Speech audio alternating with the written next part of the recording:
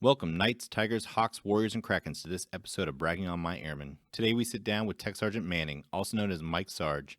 This is a man that puts in work as a special signals operator, a family man raising a 4-year-old boy, a YouTube content creator with over 90 videos, nearly 2,000 subscribers, and last but not least, a musical artist with 1,000 monthly listeners on Spotify. Please enjoy this conversation with TSgt Manning of the 324th Intelligence Squadron.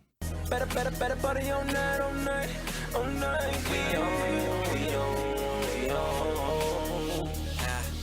a little bit of fun, yeah. All night. Let's go with it. Ladies and gentlemen, welcome to the party. Leave drama at the door, or you gotta go. So sorry. Time to leave that at home. So turn off your cell phone. We smashing your ego, cause it's a no flex zone. So come as you are. Welcome. This is Master Sergeant Derek Addison, and I'm here with TSgt Manning. Can you go ahead and introduce yourself? Hey, what's going on? This is TSgt Manning. I go by Mike Sarge in my other life, my Batman life, and I'm happy to be here. So what do you do for our group? So I am a 1 and 2 Charlie. I'm an analyst. I've been in the Air Force. It'll be 10 years in March. It's been quite a journey. And I'm also one of the POCs for the D&I for my flight as well, diversity and inclusion. And I'm a hard worker, and I can be a goofball when it's presented itself. So for the D&I, the Diversity and Inclusion Council that's going on, I hear there's a kind of like a stop or a moratorium. Can you explain why? Or do you know why? I don't have tons of details on that because I even asked about it. What I got was that there are some changes being made in regards to like the training and the way that things are run for the council, like not just for here, but across the board, across the Air Force. So until those are locked in, I'm being told that it's just on a slight pause at the moment. Interesting. Yeah, I saw there was a conversation or an email that said something about D&I is temporarily canceled or something like that, and I just didn't understand. And it's the first I'd heard about it as well. So obviously with the group staff where I work, we talk about the big moves of 2020. So I know, last year they were called the big rocks. This year they're big moves. Going into 2021, we talk to and we deal with the Diversity and Inclusion Council, the leads for the group, starting Tucker and... McCoy. McCoy, Yep. Yeah. For some reason, I kept thinking Maisha, but I think that's That is first name. Tucker. Yeah, so I was like, I know it's an M, but I can't remember which one. Yep. Obviously, we suck at names. Being in the Air Force, it's just attached to our chest. So I have you here because Chief Trish is the person who told me that I needed to have a conversation with you about who you are, not just in uniform, but also out of your Batman identity, if we want to call it that. Now, also knowing now that you're a 1 and 2 Charlie, that makes a little bit more sense too, because Chief Trish really knows the 1 and 2s in the group. So the 1 and 2 Alphas, which he is, and then 1 and 2 Charlies, which I feel that even in the Intel community, we don't really understand what 1 and 2s do, because so a picture, right? Whenever people look at images, you can pretty much figure out what's going on in this. Whereas a signal, you see a squiggly line and trying to break that out or trying to figure out what it is, if it's passing data or voice or whatever. All those things are kind of confusing to most people, right? Especially if you don't go to tech school for it. So, and then trying to explain like how the signals, you propagate through space and everything. It's just, I feel like some people just give up. Absolutely. I would. I mean, I'm not going to lie. If I didn't have to teach it a good fellow, I would have given up. So when I was talking with Chief Trish and he was saying that he was listening to one of your albums on Spotify, which I will link to everything on here. And I'll try to see if I can legally put some of your music into this, either start, finish, or in the middle or something. At least maybe a sampling of some of the songs. But I was talking with him, and he mentioned that you don't curse in any of your songs. Correct. So obviously I went to Will Smith in my head, right? Obviously he is the most famous rapper that I know of who doesn't curse at all in any of his songs or anything like that. He just makes up his own words, basically. Like getting jiggy with it. I don't know if jiggy was popular before he came up with it. Good question. I don't know. Yeah, right. Then obviously listening to some of your music, you do not sound like Will Smith. So yeah, I'm a little bit different. A little bit different, and not in a bad way at all either. So I kind of want to ask, what are your primary influences, and how did you maybe get to where you are with your style? Because as an artist, everyone's style is completely unique. Absolutely. Obviously, you have influences that have gotten you to the type of rhythm and cadence that you do in your music. And I was just curious, like, who are those influences who kind of developed that in you? Okay. Great question. So for me, I'd have to start with my upbringing, right? So I'm the oldest out of 4 kids, and normally they always say the oldest is either the one that gets put through the most or the one that can be the most hard-headed. And for me, I'm both. So when it comes to my influences, like I was raised in Atlanta, and Atlanta has become, especially in hip hop, the mecca for hip hop. It used to be New York, especially in the 80s and the 90s, and now it's kind of turned into Atlanta, where there's this hub of all these popular artists are coming out of there. So I had a lot of people that I was listening to growing up, and granted, though I am a rapper, I'm a fan of music, like just in general. Like, yes, I love hip hop, that's my first love, but I love hip hop, I love jazz, I love gospel, elements of pop. If I hear the right style of even rock and country, like I'll listen to it because I'm a music fan. I'm not just a hip hop guy. So when I talk influences, like I can give you hip hop examples, but like I was a huge fan of Michael Jackson, like his music, Chris Brown, his early music, even people like in my top 3, people get surprised I say Frank Sinatra. Yeah. And they're like, hey, Frank Sinatra. I was not expecting to hear that from a rapper. I'm like, well, yeah, because Frankie is super smooth. I call him Frankie, but he's super smooth, and he has a way of drawing your attention. And so when I think about my influences that way, and when it comes to my style of music and the way that I present my music, I can literally listen to my music and tell you probably what artist influenced what part of a song. Like, there are ways in my more, I'll say grittier songs, you can hear influences of maybe Lil Wayne in it, or Drake. And though I don't sound like them, I can pinpoint maybe a song that they did 10 years ago and go, oh wait, that's probably where I got that from. And every artist, it's the same. And also what's cool about it is your experiences have a lot to do with your style as well. So you mentioned like not cussing and things like that.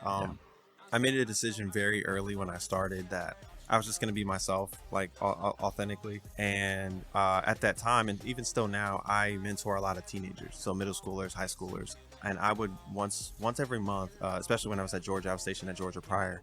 Once a month I would go to my old high school, my old middle school, and I would talk to the kids. It's because I knew what things they were getting into is the same things I was getting into. Right. And essentially I got to go, I get to have these kids in the class, the teacher's not in there, and I get to go, all right guys, teacher's not in here.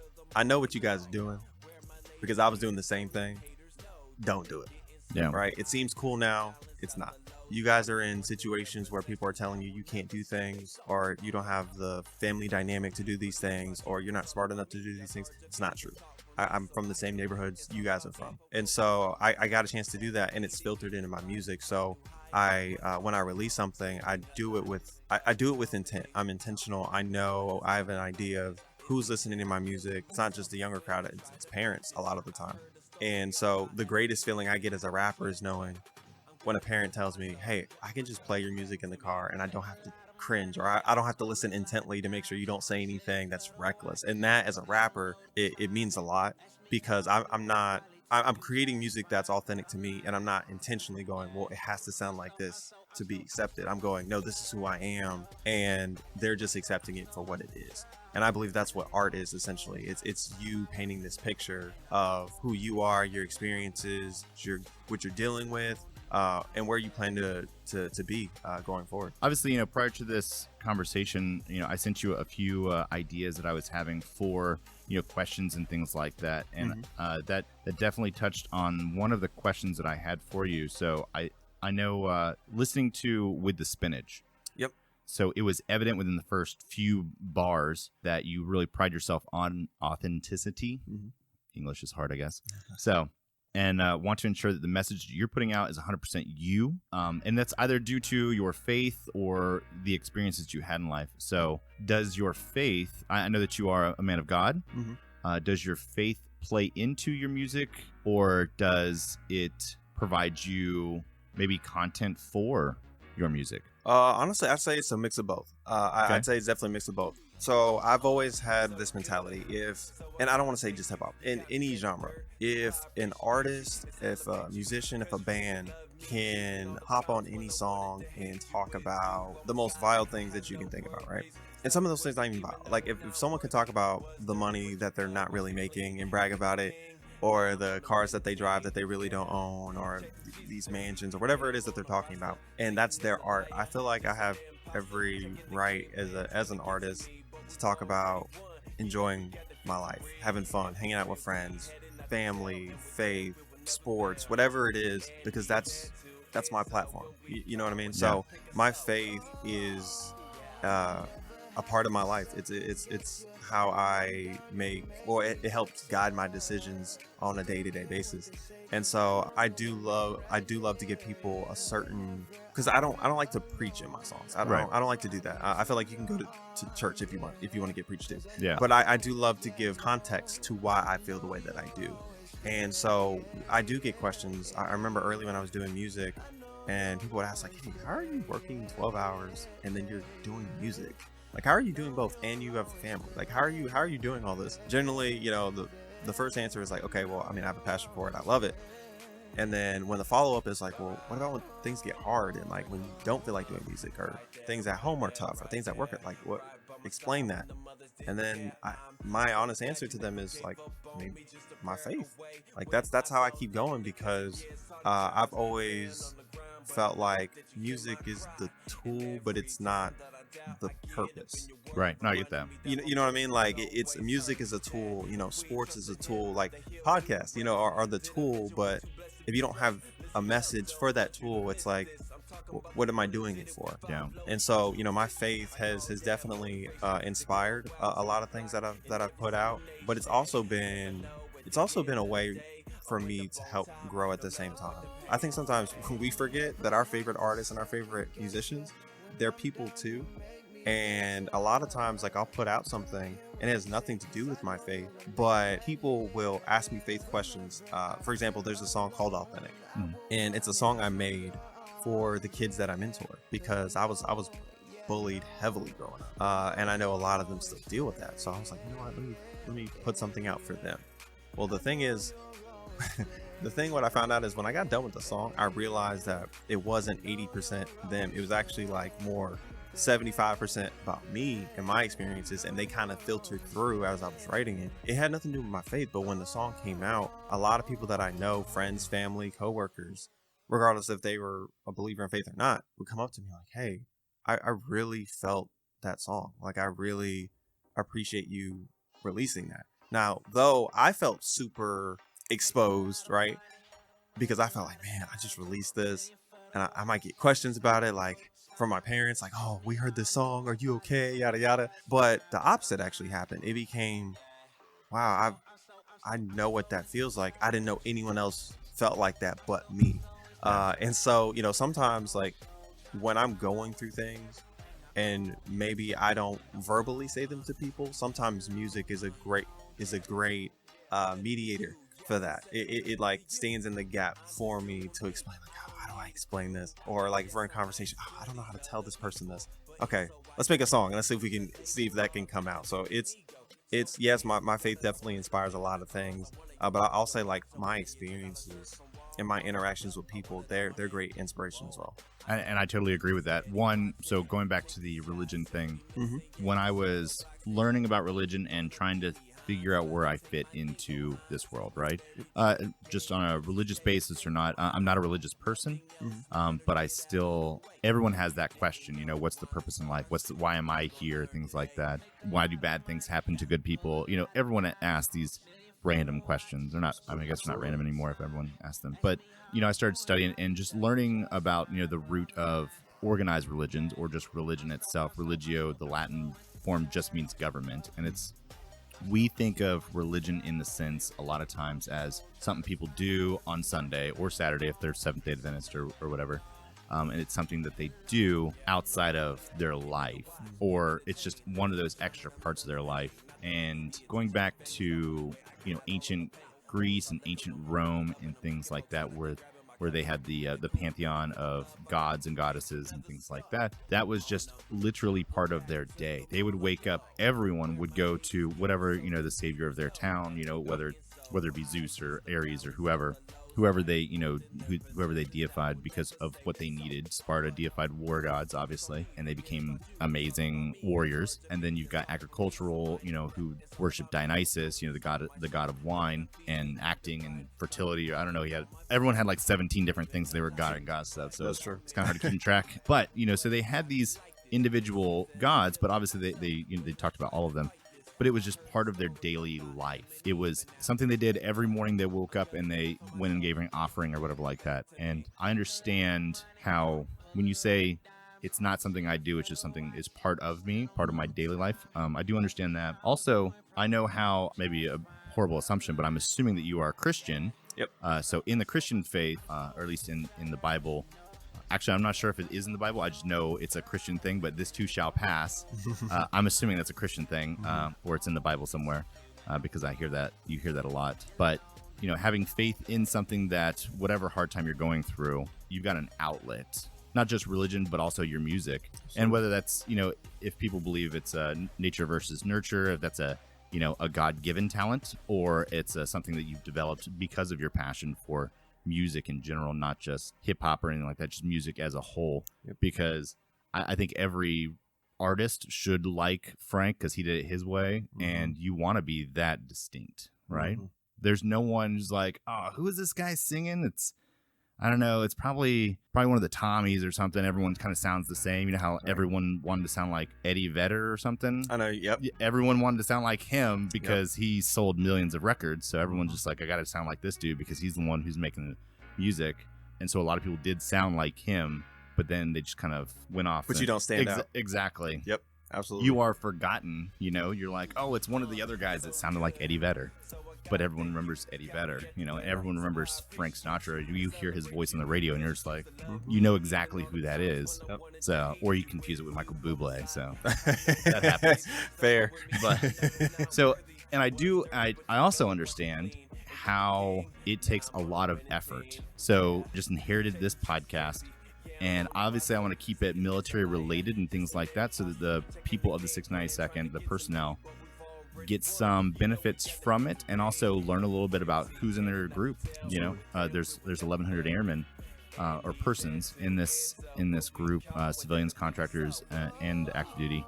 So I want to make sure that they get something from it that they can either maybe not use for the day, but fill their commute from here to Wahio, wherever they live. Absolutely. And I feel like this is a full-time job, just doing podcasting. And I only release every 2 weeks. Yes. So every now and then there's an ad hoc one that comes out. But like every 2 weeks is a lot. There's a lot of work that goes into even just making a podcast, setting up interviews and things like that. Obviously, we had to reschedule this interview. Right. So it's, things happen. And having a full-time job being in the military, and then pretty much having another full-time job doing, what you do, your music, your content creation, because you're not on just Spotify, but you're also making YouTube videos.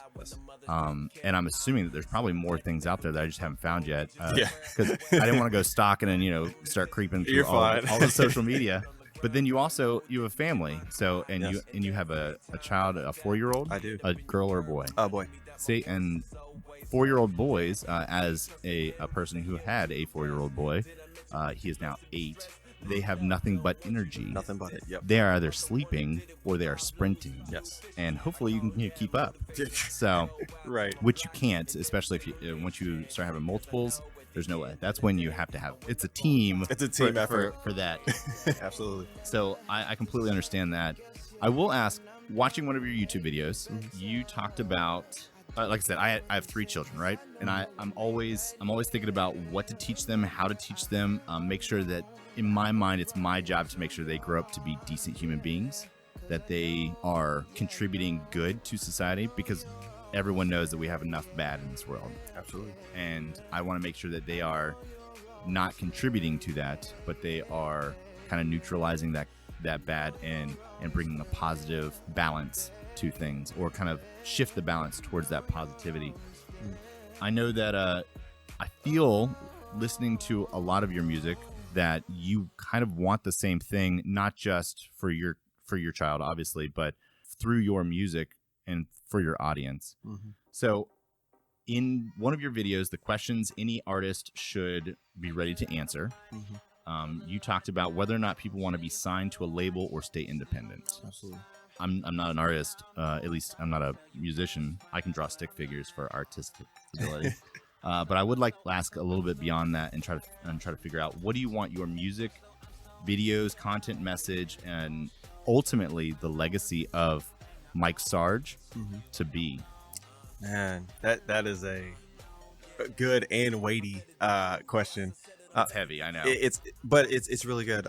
For me, at the end of the day, when I'm dead and gone and things like that, I don't want people to go, well, he was a good worker in the military and he was a good artist. Because to me, I don't feel like I affected change with just those two things. At the end of the day, I want people to be able to say, like, no, he either started a movement or contributed to a movement, or every time he was in a section or he was stationed somewhere or he was in particular communities, there was legitimate change, there was growth, there was good conversation, whatever it might be. What I really want my legacy to be is literally, the motto, and that's living authentic. When I'm around people, I want them to feel like they can be just themselves, like who they are, where they're from, how they were raised, whatever that is good enough. I don't want to get around people and them feel like they have to change around me. Like, it's funny, like when we talk about my faith, I have some coworkers that sometimes they feel like, oh, I'm sorry, I cussed like around you. What do you mean? You're fine. Like, and I understand they're doing that out of respect for me, but I always tell them, like, I need you to be yourself. Right. Because when things get hard and say, I need to lean on you or you need to lean on me, I know what I'm leaning on, or you know what you're leaning on. And also, it's hard to grow as a person when you're not honest about who you are, not just where you are currently, but where you came from. I couldn't tell you how many airmen I've had conversations with where they're stunted in growth, not because they're not smart, not because they're not talented. It's because there's something in their past that mentally they feel like they can't break from, but everything about them says they're way past that situation. Like they're grown, they're mature, they have their own thoughts, all these other things, but because they still view themselves through the lens of who they were 5 years ago, it's like they can't move forward. And I never want, if I want my legacy to be anything, it's that people said, man, every time I got around him, like, he required change. Like, he required the best out of you. He required you to be you, no matter what the situation was. And when it comes to music, I want my music to be a bridge to greater conversations. So the topics in my music can range. I can talk about work, I could talk about my struggles, but then sometimes I'll throw in jabs about politics. Sometimes I'll throw in jabs about civil unrest, which has been a huge topic in 2020, obviously. I'll talk about all those things because I feel like if I can start the conversation and people, like, knowing my personality, they know it's coming from someone not trying to attack anyone. It may come off harsh, but you know my heart, and because you know my heart, you're like, okay, he just wants to see something happen. He wants to see change. He just wants to see us have conversations that might be difficult, but at the end of the day, it's going to help us all out in the end. So that's what I hope my legacy ends up becoming. It just ends up being, all right, I'm going to be myself no matter the situation. And not only that, by me being myself, who am I going to encourage to be themselves? Like, because it needs to be a revolving door almost. Absolutely. It needs to be it's not about me. It needs to be about, like, who did I affect while I was here? If at the end of the day, I'm done with my career and all they can say is like, well, he helped the mission, I don't feel like that's good enough. Because I mean, if I'm being honest, I can always be replaced. Like, the military as a whole can always find someone to do the job. Absolutely, yeah. But if I'm providing impact, that means, oh wait, he didn't just come in and do his job. Maybe okay, he improved mission. All right, cool. Okay, but he also affected the people that were under him. He even affected the people that were over him. You know, like that to me, him or her, you know, that to me says a lot more when it comes to my life. And that's what I meant about purpose. Like what is, when you get up every single morning, yes, we have motivations. It might be your family. You know, it might be just being in a better financial state than what you were raised in. That might be your motivation, but like, what is your purpose? Like why are you doing it? Like what is the essential, like, I'm doing this for this said reason. And if you don't know what that is at this moment, that's okay. Yeah. It's just asking that question, because if you don't ask yourself that question, you might slowly find that every day feels the same. And you're like, oh, why don't I even do this in the morning? Oh, I got to get up, do PT. Oh, I got to do this. But if you don't have the purpose, because I have the purpose, no day is the same for me. You mentioned the podcast, like having different things to do for me. Yeah. There's literally something new every single day. Like I could tell you something new or interesting that I either experienced this week or that's something I learned about myself this week. So that's definitely what I would say is my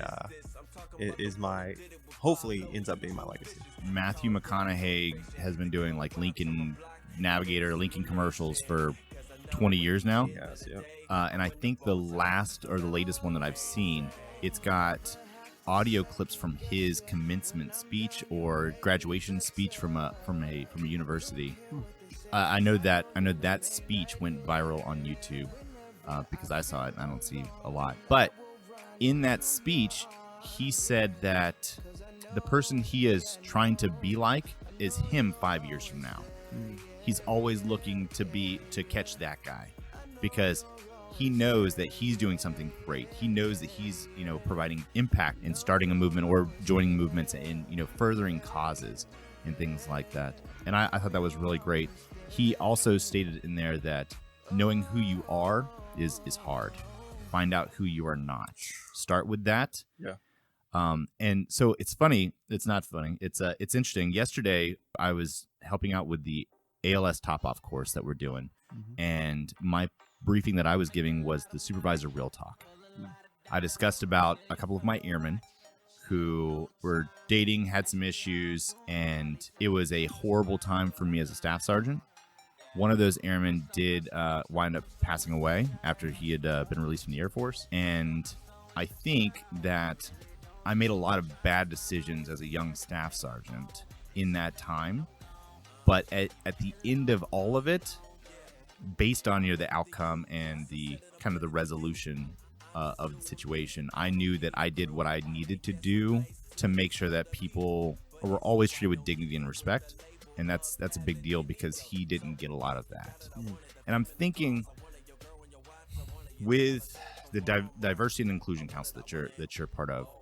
Now, the audience can't see us. They don't know what you look like. They don't know what I look like. Actually, I'm okay with that. But so you are like 6'4". Yeah. Yeah. Right at it. Yep. So 6'4" black man. Yep. From Atlanta, Georgia. Absolutely. So I would assume, being from Central Florida, I'm a white male from Central Florida, and I'm 5'9". I don't know how short I am, but I think 5'9" is the average across the globe. Yeah. I know, or I would assume, based on my upbringing and probably based on yours, that you have had to deal with a lot of, let's go with ignorance. Yeah. In the world, being stationed in Georgia, that's in Augusta, Georgia, at Fort Gordon. I know I've been to Augusta several times, and I know the level of intelligence that is in the surrounding area. Probably on base as well. I don't know too well. Yeah, some of that's filtered in there. Yeah. I would hope so, right? Yeah. That's not always the case. We had an instructor at DLI at the Defense Language Institute, my tech school as a linguist in California, who was really weird. We went an entire, 12 to maybe 14 months of Korean class. And then one day she just started saying a whole bunch of extremely racist things about one of our black members. And everyone in the room was we're waiting for, is this a Korean joke we just don't understand? Things because we never get the Korean jokes. I'm letting you know. Like, yeah, it's horrible. Definitely but experience those things. Yeah. It really took us by surprise. Anything like that, because she had been working on a joint military base for over 20 years. So I have no doubt that she has treated individuals, if that's the way she really thinks and feels or whatever, I have no doubt that she has probably put people that she doesn't think are worthy or whatever into certain situations where if you get below a 92 on the test in Korean course, you fail. Like that's no longer an A anymore, and you're not going to pass the DLPT, so they kick you out of the class. So we started with 96 people. 2 of us passed the DLPT, 6 of us made it to the end. So it had a 96%, or I mean a 16% pass rate for the course. And like I said, if you got anything below a 92, it was a good chance that you were going to be out of the course, possibly even out of the military. Wow. So it was rough, and it was very difficult for us. And it makes me think back that how many people over the past 20 years has she taught and had influence over someone's career that has gone kind of unchecked? Because if she made it to my class, that means there's upwards of at least 40 other classes that she got to influence, you know, in any way, shape, or form. Absolutely. And there's speaking tests, there's reading and writing tests, things like that. There's a whole bunch of different aspects that go into just that course. It's not just having a one-on-one conversation with people, things like that. It's difficult to think about whose lives have been affected by that. And things like that, a lot of people that I know personally have never taken the time to really think about those types of things. Think about the impacts of people's thoughts and prejudices and biases and how they affect the rest of the world. So I will say that Chief Trish, who is also I think he's 6'3". I think He's pretty tall, yeah. Yeah. So he is also a tall black man. After the George Floyd murder that occurred May 29th. Yep. All of the discussions and things like that have happened since those, Chief Trish really took it upon himself to sit down with a lot of people and have open conversations, you know, start those conversations that, unfortunately, if you look like me, it's really hard to start those conversations, and it's really difficult for me to expect or even really have the audacity to believe that someone is willing to have those conversations with me, because some of those are extremely personal. Yeah. Types of experiences that people have can be extremely personal, and I think Chief Trish, as he was dealing with his own emotions on those and making sure that he expressed those emotions to us, and we can express how we feeling and what we're dealing with and things like that, that takes a much bigger man than what a lot of people would, you know, think. Like, well, he just told you what happened like 10 years ago. It's like, no, it's years. That's tough, because it's it's like when you experience any type of trauma, you're not just relaying a message of something that happened years ago. What you're doing is you're reliving the experience again. Absolutely. And actually, true story, I was actually just telling my coworkers this. So when COVID happened, and then they started taking people's temperatures at particular buildings and stuff like that, with the little temperature gun, I had to recently tell some coworkers of mine that, hey, like I always react the wrong way when that's happening. And they're like, why? It's like a temperature gun. I was like, I understand that, but I've actually had a gun put in my face multiple times. It's a temperature gun. Right, yes. So, and they're going to pull a trigger. Yes. So though I know it's not it's not a real gun, I'm still having flashbacks of those moments, and that's what I think sometimes gets missed. It's, as you said, it's not just people telling you experiences, it's them going through those emotions all over again, as if it was happening to them in that moment. Like that is that's hard. And you mentioned, you know, George Floyd. Yeah, I hope that is the day we don't forget. I remember when the squadrons and the group basically came together to have those forums. Yeah. And honestly, the first one, I was gonna kind of just sit back, because at that time I hadn't even been on base for like a year yet. So I'm like, I'm the new guy. Let me just fall back, right? Let me not say anything. And I could just feel, oh man, there were so many emotions. I could feel the tension. I could feel the almost like hopelessness a little bit, because people felt like, you could see it on people's faces. Like, some people wanted to say something, but they didn't know what to say. And then you had others that you could tell, like, they wanted to say everything, but they just didn't know how to phrase it. I eventually broke my silence. It was like 25 minutes in, and I said something that was very, very small. By the time we got done with that forum, I remember the commander saying, Sergeant Manning, thank you for your words. I don't really know much about you, but thank you. Then I started getting messages through the chat of that same forum. Yo, I needed to hear that. Thank you. Like, I couldn't have said anyway.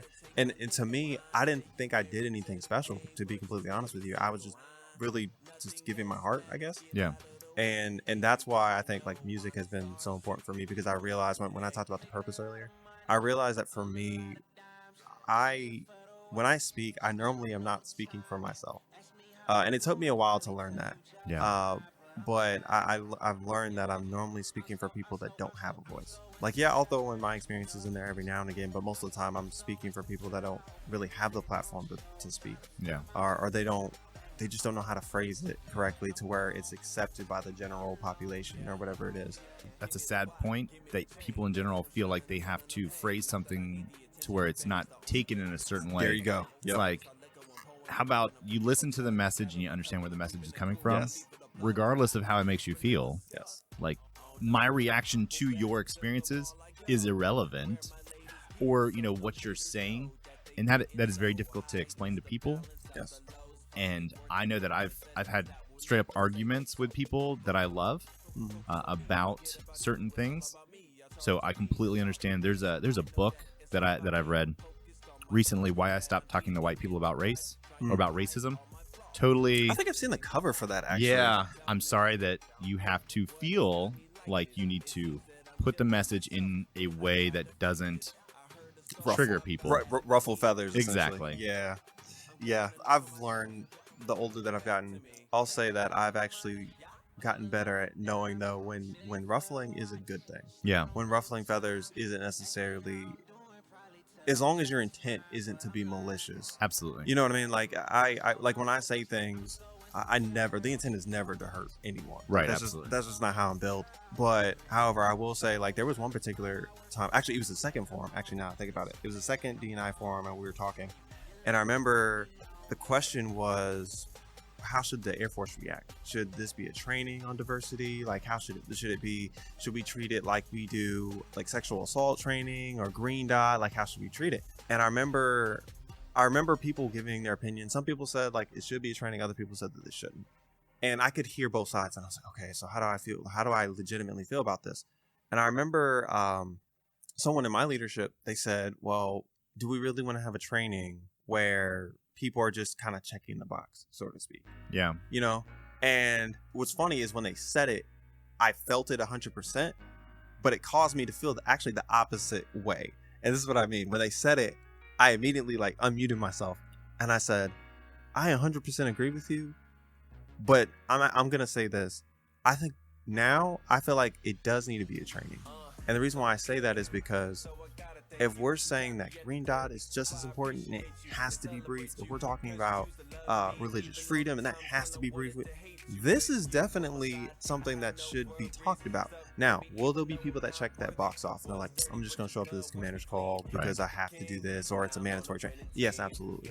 But if we're being honest, the goal when we have these tough conversations, regardless if it's like when we talk about diversity, because diversity isn't just about race, it's diversity in race and gender, like anything, right? Yes. So, but when we say this is mandatory, when I say I think it needs to be thought of as mandatory, is because it's not about changing their minds.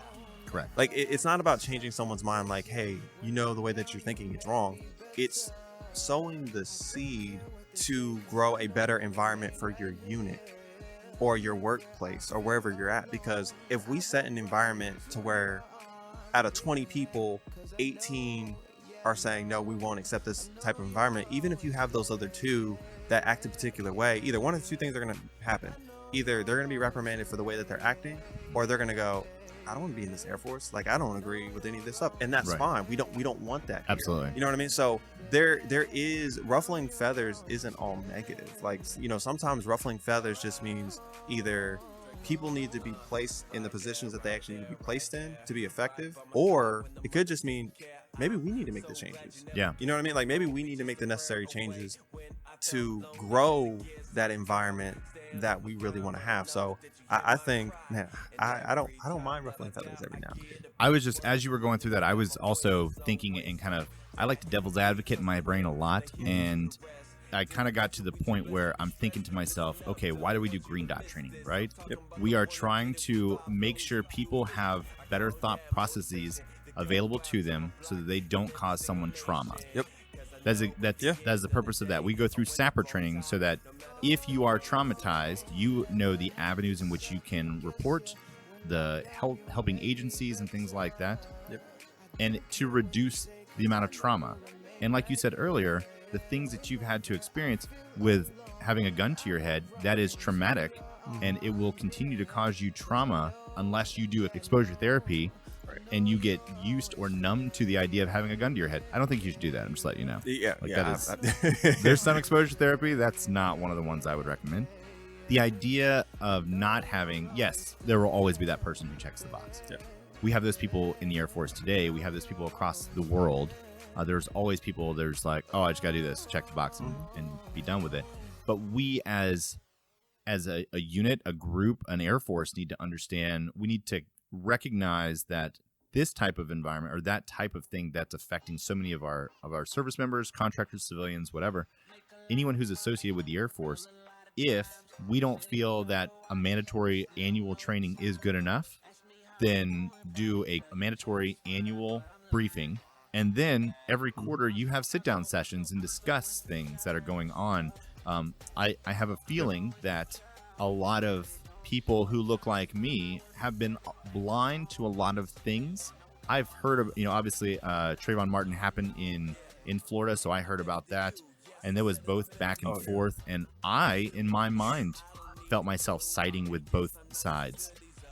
And it's difficult. And I was like, what was I thinking back then, right? Obviously, that was 2012. Well, yeah, around that time, because it was around the time of Mike Brown as well. It was like Trayvon, Mike Brown. There was another situation that wasn't too far off. Freddie Gray, I believe, in Virginia. And I feel like those are the three that made news enough to where I heard about it, because in 2012 I was still in Korea. Gotcha. And then I believe, obviously, I came back to Texas in October of 2012. So I'm not sure where I was, but if I was in Korea and I heard about this, it's obviously a big deal. But those are the only ones we hear about. Yeah. It's just, I think that people say diversity and inclusion as buzzwords. Yeah. And I haven't seen, outside of what we're doing now, I haven't seen too much. We've been talking about diversity since I joined the Air Force in 2002.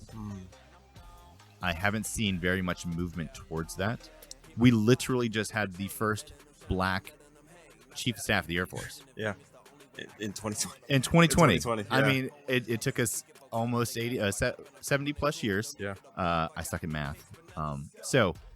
And we had the very first Chief Master Sergeant in the Air Force, a female Chief Master Sergeant in the Air Force. So, yes, she checks, unfortunately, box, right? Yes, she checks a box of female, of minority, things like that. So we're just like, we're checking all the boxes with her. I worked with Chief Bass in Goodfellow, and I loved working for her, as our wing chief at the 17th Training Wing at Goodfellow. So I loved working for her. I thought she was the best pick. And there's certain people like Chief Trish who, kind of bring it full circle back to the purpose of, why you do what you do and the messages and the legacy. There are certain people that we all know that Chief who got out of the Air Force and is now Mr. And there's also those, like Chief Trish will be one of those. If you see him on the street, you're gonna yell Chief. Yeah. You're not gonna be like, hey, Warren. One, I don't know, for some reason, like, obviously I don't know what a Warren looks like, but maybe it's because he's still technically a chief that I feel awkward calling him Warren. But he's just I'm chief probably to just me, gonna still right? end up calling him Chief, honestly. Yeah, there's a guy at Goodfellow who's a 1 in 4 instructor. He's one of the civilians or contractors, I'm not sure. His name is JJ, and everyone calls him Chief Graham. Like, he hasn't been a chief since the 90s, but everyone who goes through it's like, oh, that's Chief right there. It's like, cool. Yeah. So, and everyone knows him as Chief. And then once you start talking to him and interacting with him, like, okay, I can see why they still call you Chief, We had one in Korea that I saw him afterwards. I was like, "Oh, hey, Mr. Snuffy," and he's like, "I was your group chief." I was like, "Yes, you were an E9 in my group." I know. So he didn't like that, but I really don't. He was only out for himself. I gotcha. And whenever a chief EPR only has 3 lines on it, really like, what did you do for your people? And you don't really have anything to put there. So that's not a blatant lie. Gotcha. Then you're a Mr. now, right? Once you leave the Air Force, have a great day, Mr. Snuffy. Yeah. So no, but I see what you mean. Like when you talk about the diversity piece, like you mentioned the people from the Air Force. I mean, it wasn't that long ago that Obama was president. Like, if we're honest, like, it wasn't that long ago. So it's to think that these things are kind of just now happening. And when we mentioned with diversity, like, I've had many conversations with my female counterparts, whether it's coworkers or other artists and things like that. How would you feel like every time you went to a meeting, it's 90% men in the room, or when moves are being made or changes or ideas are being thrown up, yours is kind of put on the back end or asked at the end, when everyone's kind of already made the decision. And then at that point, you just don't want to be that one female in the room that's like making waves or rocking the boat. So some people just kind of fall back and go, no, whatever, just you guys do what you want to do. Like, there's so many elements to diversity that I think kind of get lost in the shuffle a little bit. Like, I'll be the first one to tell you, especially when it comes to airmen. I tell them, guys, I don't know where you guys are from. I don't know what your family dynamic growing up, things like that. But I don't want you to feel like you have to hide those things. Like those things make you special. Like, that's what makes you different. And so I will always celebrate with you guys, regardless of the differences. When it was Hispanic Heritage Month, I have an airman, and every time she came in, I was like, "Hey, what'd you do for Hispanic Heritage Month?" And she looked at me like, "Well, thank you for asking, Sergeant Manning." And because for me, that if that's something that matters to them, then if I'm over them, it should matter to me. Absolutely. Like, that's how I feel. That's what I think leadership is. Like, I really feel like if it matters to them, then it should matter to me. Now, granted, will it be different on my priority list? Like, because I obviously have my life as well. Yeah.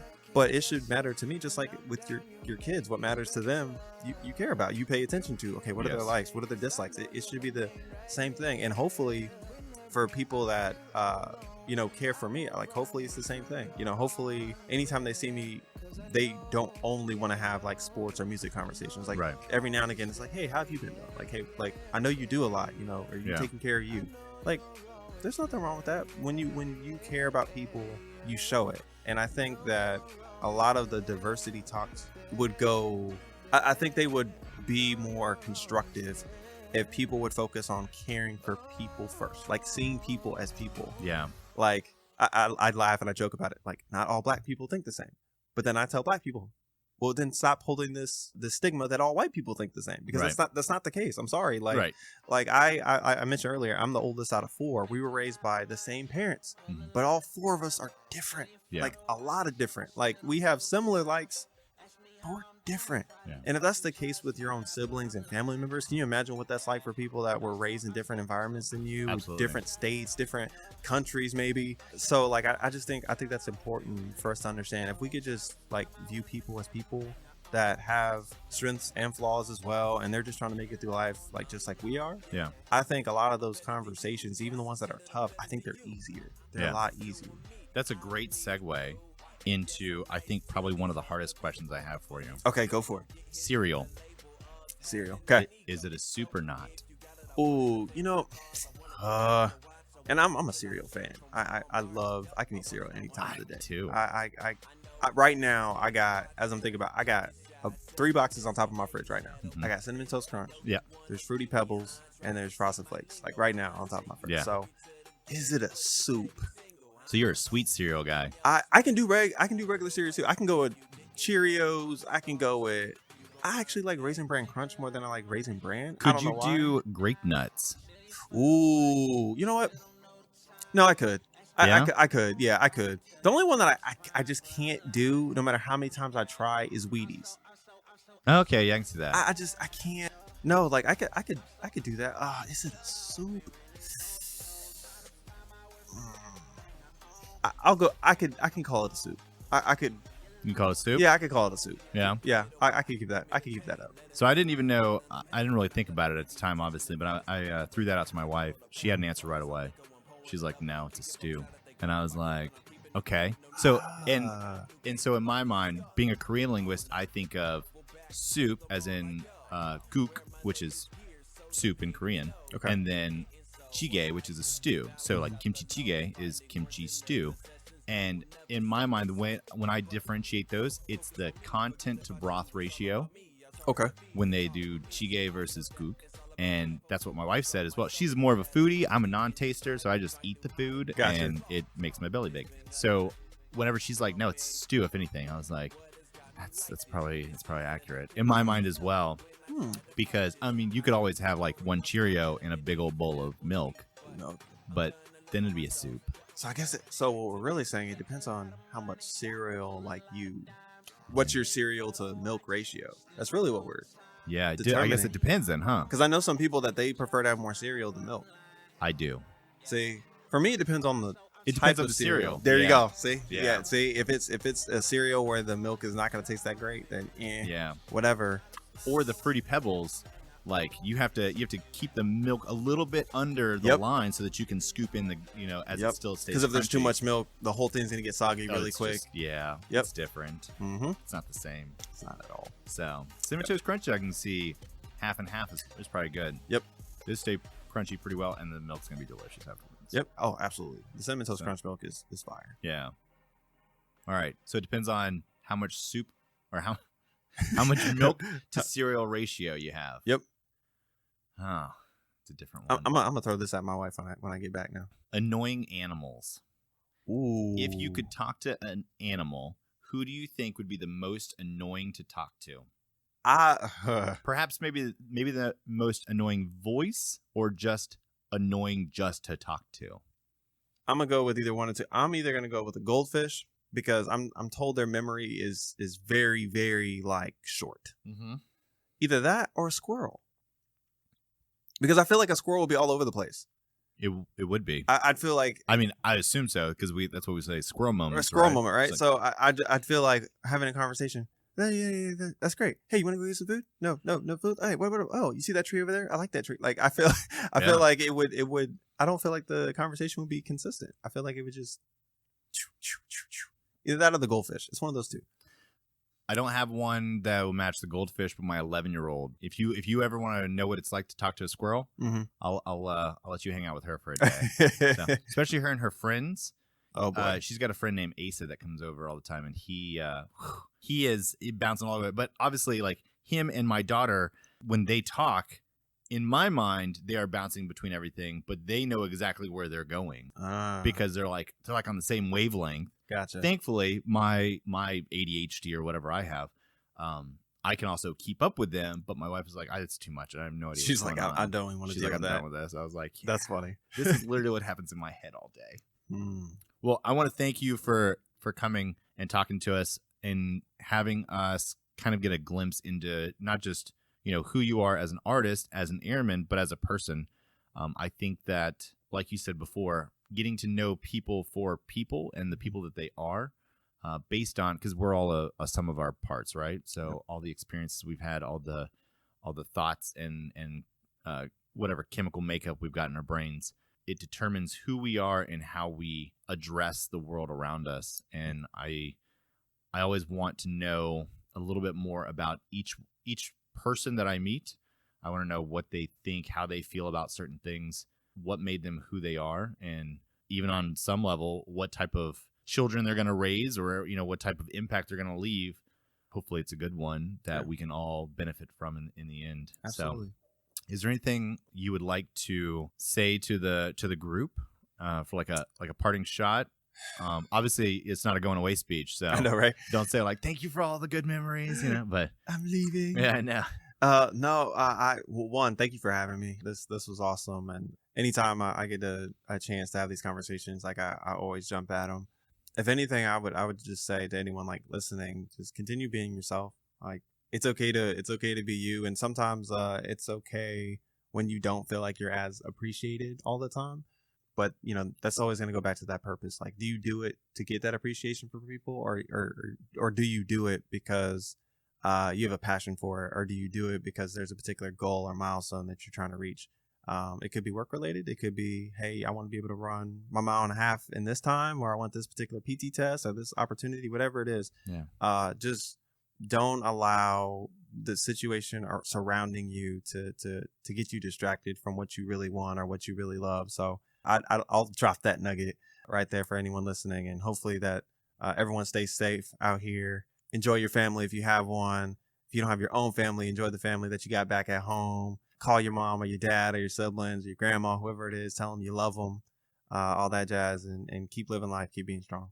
The flashing lights, signing autographs for the rest of the night. Sitting what celebrities on your first class flight. But you had this feeling in your heart that there's more to life. So confused you can't find yourself, cause it's hard being happy when you're being compared to everybody else. It's the truth, and I'm hoping that'll click. Be you, enjoy your life and be authentic. Be you, enjoy your life and be authentic. It don't matter what he say or she say, you be who God made you to be. That was TSgt Manning, aka Mike Sarge. Using his personal experiences, he creates diverse lyrical atmospheres that show us how he thinks and feels about the world in which we live. Whether related to bullying or a threat on his life, Mike Sarge gives his heart to his audience openly to inspire people to be their most authentic selves. The song at the beginning of the show was his song All Night. The sample you just heard was from Authentic. And finally, we will close out this interview with an extended sample from With the Spinach. All of Mike Sarge's music is available on iTunes and Spotify. If music isn't your thing, stop by and talk about sports or family. Getting to know our airmen is one of the best perks I have with this podcast, but I'm also thankful that you get to meet them as well, even if it is for a digital hour. I'm just Popeye with the spinach. People watching all the time. How you get it? Then I sow. Then I read. Let it go. It's time to eat. People been like, bruh, where you been at? I done sent you over 50 texts. Yeah, man. Yeah, I saw the texts and I never responded, yet they still ain't get the message. Cause I been had that. Been authentic as the motto, man, I been proud of that. Every day I'm still getting better. Trying to bring the heat in the cold weather. Had to step away for a little bit. Now the message strong like a Dr. Pepper. Ooh, wait, like an eagle, we be flying. Ooh, wait, yeah, you know we steady grinding. And if you steady lying, man, I treat you like a diet. Hey, Sarge, what that mean? Cut 'em off, cut 'em off. Ooh, no. Yeah, I'm just Popeye with the spinach. People watching all the time. How you get it? Then I sow. Then I reap. Let it grow. It's time to eat.